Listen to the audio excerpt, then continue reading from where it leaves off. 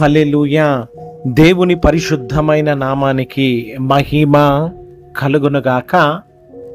ఈ రోజున దేవుడు మనల్ని ప్రేమించి మనకు అనుగ్రహిస్తున్న ఆ రక్షణ వాక్యము అపోస్తుల గ్రంథము 13వ అధ్యాయము 23వ వాక్యము.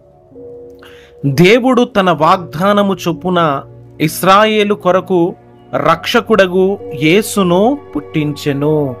ఆమేన్. సర్వాధికారియు అనంత జ్ఞాని అయిన దేవుడు నిత్య జీవము పరలోక రాజ్యమును గూర్చిన సంగతులను మనకు తెలియజేస్తూ ఉన్నాడు. హల్లెలూయా.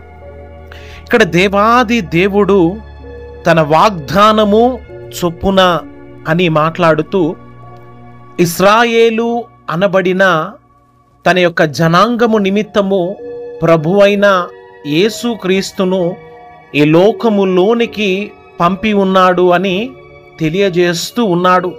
హల్లెలూయా. ఈ రోజున మరి రక్షకుడైన యేసుక్రీస్తు వారు జన్మించి ఈ యొక్క సర్వ మానవాళి పాపముల నిమిత్తము ఆయన మరణించి నిత్య నరకాగ్నికి వెళ్ళనయున్న ప్రతి ఒక్క మానవులను ఆయన రక్తము ద్వారా విమోచించి నిత్య నరకాగ్నిలో నుంచి నిత్య జీవానికి ప్రభు మనల్ని నడిపించి ఉంటున్నాడు. హల్లెలూయా.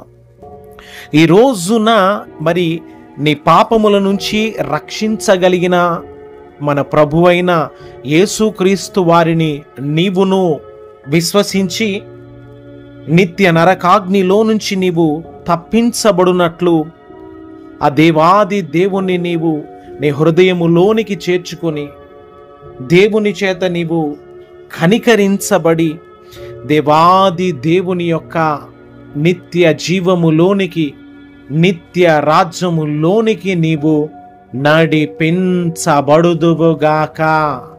ఆమేన్. హల్లెలూయా.